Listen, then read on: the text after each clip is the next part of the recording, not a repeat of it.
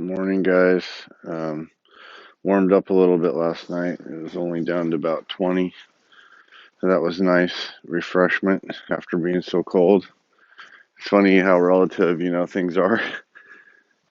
20 would normally be super cold to us, but I mean, I'm out here right now. There's no wind, and yesterday it was sub-zero, so beautiful, actually, really beautiful. It was supposed to snow last night, but it was just a little tiny bit, so that's kind of good because I think Texans are over the little adventure we've been on with this cold.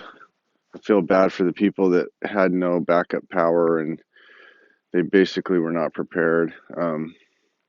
But there's lessons to be learned in that, and we should always be prepared. I've said this in my videos before. You should always have some food and water and a generator. And so my brother-in-law, sister-in-law came over yesterday.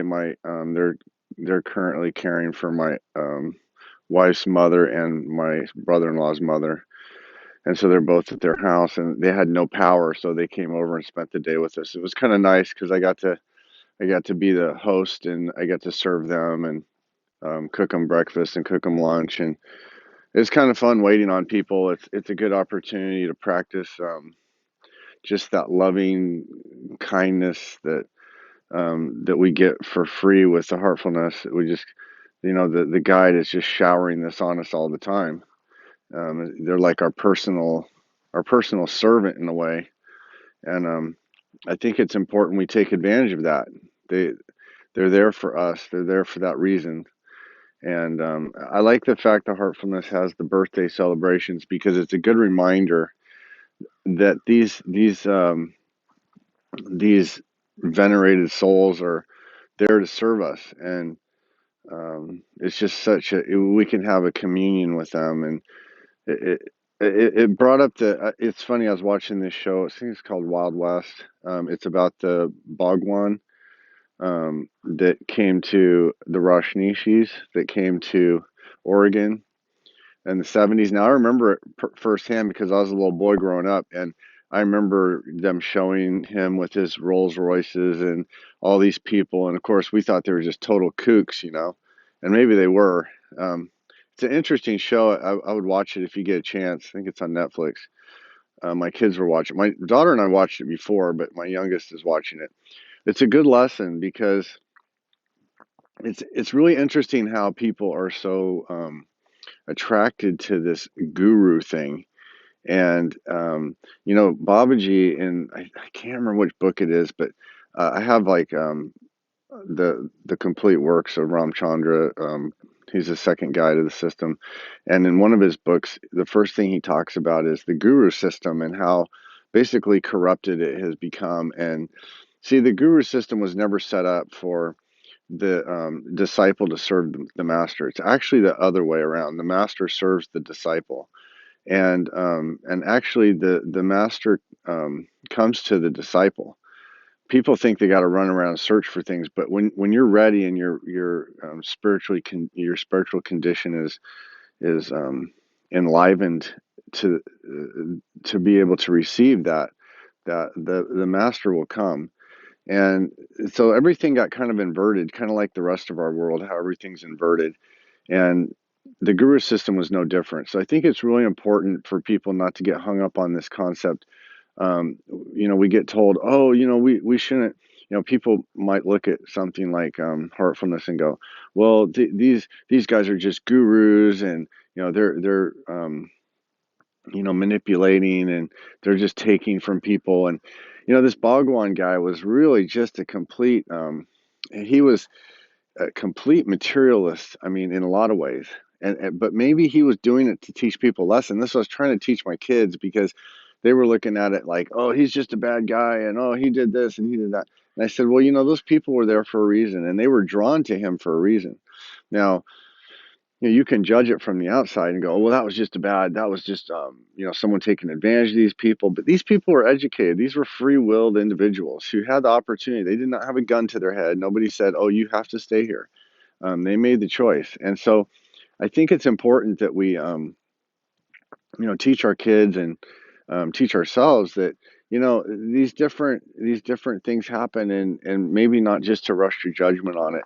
Of course, usurping free will and things like that is not acceptable, and that's something we will fight against. And spiritually, morally, physically, we'll fight against suppression, and that's what we're under right now. Is we're under mass attack. But anyway, it's a cool show, something interesting. I think the idea of the guru and that, like I said, Babaji lays it out real clear in his book. Talks about it. The heartfulness system is most certainly not a guru system. It's I really don't get that vibe at all. Actually, I think I have an immunity to that because I was involved in, I did TM, and then I got involved in Art of Living, and I just never had that. I mean, I just didn't have that desire to fall into that. Um, it was hard for me to have the kind of, I mean, people would just have this crazy like devotion and love and all this for these figures. And Puniji said one time, he said the master is the window to the divine. But he said people are they focus on the window dressing. They're not looking out the window. And that's how I see so much of this. They get focused on the physical um, attributes, or they just make it all about worshiping that person as an idol. That's why God, basically has told man, thou shalt not have idols before for me. In other words, don't get caught up on the idols. The idols are just they're markers. They're pointing you in the direction of the divine, and that's the attitude of Sahaj Marg, and that's what I see it as. These are beacons of light. These are beacons showing us the way. And anyway, a lot of stuff going on. I think we're going to have a really interesting week come up.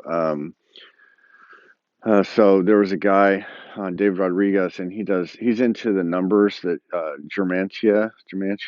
I don't know how to pronounce it, but they all the numbers, all the letters of the alphabet correspond to numbers, and then different numbers mean different things, or at least different numbers associated with different things. And I don't know it all. It's kind of like tarot or something almost, but it's like a divination using numbers. But it's interesting because the universe is orderly, so it makes sense that you could kind of look at this stuff and come up with some pointers. But this guy basically was saying that what he sees coming is a big financial reset or a crash, and I've heard about this so much. And so I pulled some money back out of my investments. I'm going to pull some more back today, and but the I think it has to happen like this. Also, I think Trump is going to come back in some form, and um, we had to do this communism experiment to just get people more people awake.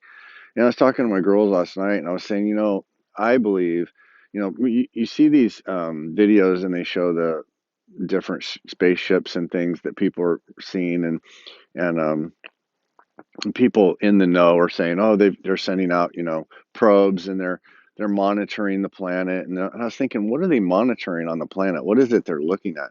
You know, besides the obvious, like air quality and environmental stuff. And I really believe they have the technology to monitor us on a level of consciousness. And when the consciousness, it's kind of like the turkey base or the turkey button on the turkey when you're cooking it. When the turkey button pops up, the turkey's done, and they're just waiting for that button to pop up. I think we're 9/10, 99 out of 100, there for the button to pop up, and we're just at that very last bit, and we just have to have this last bit of um, wake up call. I mean, if this is not a wake up call, I don't know what could be a wake up call. So I think that's what's happening. I think it's all positive. I really, really do believe we're watching a movie. This is not real. And you look at what's happening with what's the current administration. I mean, it's it's unbelievable, right? I mean, it can't be real. It has to be fake. It has to be. They're doing it to wake people up. I really do believe that, and I'm gonna stick with that. But I love you guys. I hope you have a great day, and hopefully next time I make a video, it'll be nice and warm out here. Have a good day.